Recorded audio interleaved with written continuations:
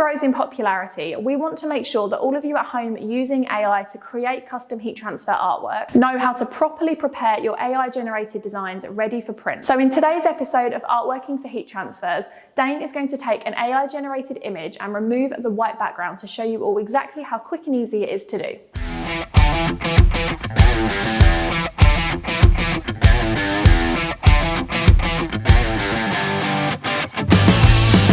Alright, in this video we're going to remove some AI generated artwork.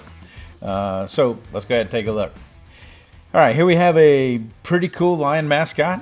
It is on a white background. Anytime you generate AI artwork, you should, at the end of your prompt, ask it to, I don't know, do something like isolate on a white background, create on a white background, that sort of thing. If you put on a white background, it's going to be the easiest background to remove the artwork from. This particular image should be pretty straightforward. There are multiple ways to do this, by the way, in Photoshop. I'm just going to show you the approach that I like to take for stuff like this. And this one has no soft edges. As you can see, everything is just good, crisp, hard edges. So let's go ahead and take a look. All right. First thing I'm going to do is I'm going to go over here to my magic wand tool. Not my favorite tool, but it does work in this instance. Now, watch. When I click on the background to select just that solid white, if you notice inside my image, it's also selecting the white areas. Well, I don't want to do that, so I'm going to go ahead and select menu, deselect.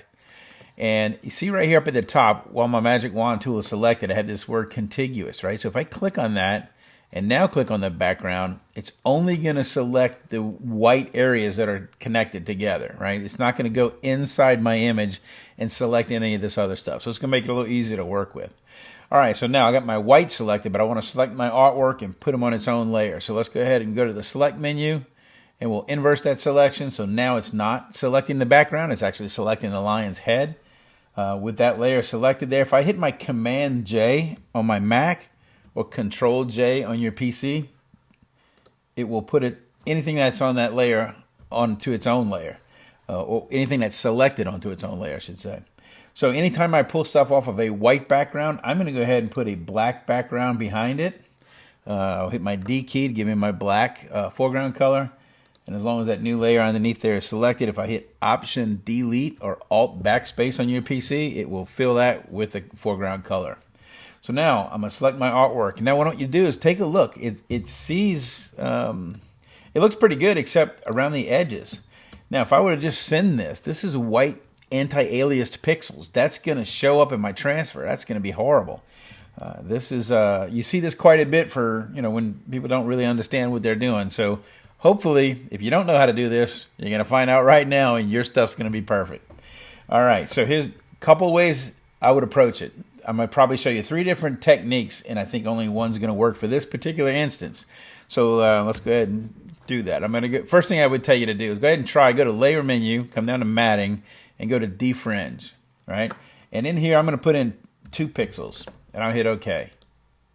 And if you notice, it looks like it's gone. That does work pretty well. So if I zoom in, I still have some stuff in there, right? So it's not all gone. So I could go ahead and leave it like that, but I'm just going to hit Command Z to show you the next technique, right? The next thing would be Layer Menu, Matting, and remove a white matte.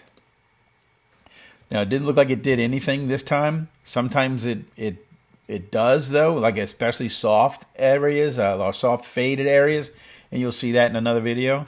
But right now that didn't work out. I'll hit Command Z for that as well, and then we'll go to the technique that I like to use for this instance, right? So also what I want to show you is this. If I zoom in some more, you can see we have the white outline stuff, right? So if I turn off my black background, I don't really see it. Right? It looks like it's okay, but if I put a black background behind it, I can see all this stuff. Well, right here in these corner points, it's much bigger than even the outer edges, right? So those things we need to make sure we cover all that stuff. Like over here, for instance, here's a good one. You can kind of see they're sort of chunked out and not very clean. So this technique is going to allow us to clean it all up.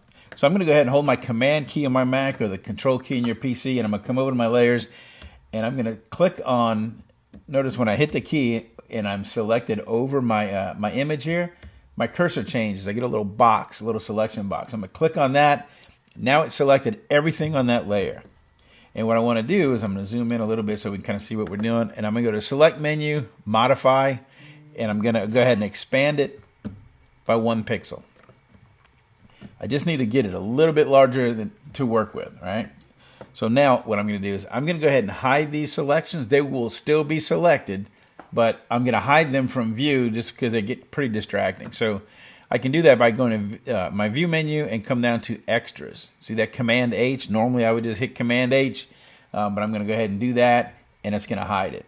So now I'm going to go ahead and grab my pen tool from my Cintiq here. I'm going to hit the B key on my keyboard. It's going to give me my brushes.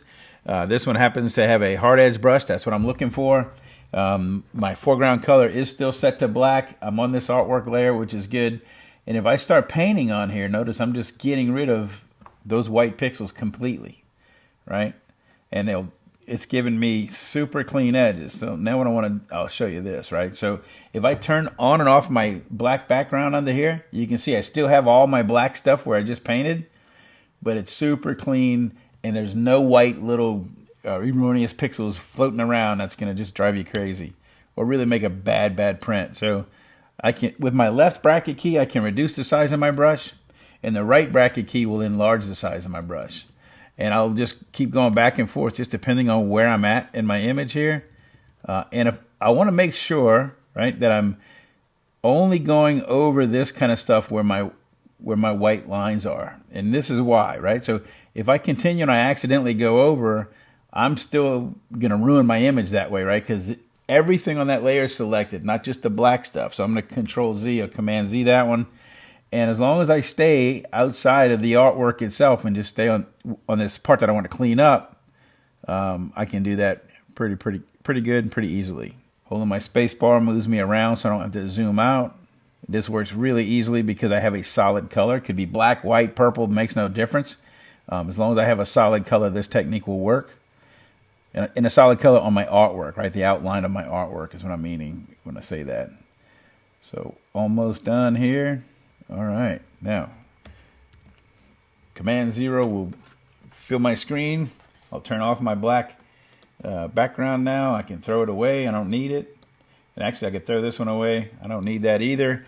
So right now, my artwork is off of that background, pixel for pixel, perfect, super clean, and ready to go.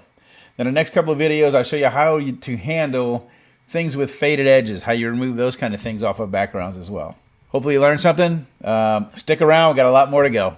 Another fantastic tutorial by Dane there, and don't worry if you're watching these thinking, oh, I didn't get that the first time round. All of these videos will be available on the Stahls UK YouTube channel for you to watch on demand for the rest of time, so you can go back and watch them as many times as you need to. If you're ready to order the world's #1 custom heat transfers, then head online to custom.stahls.co.uk, and don't forget to like and subscribe to the Stahls UK YouTube channel for another Artworking for Heat Transfers episode coming to you in just 2 weeks' time.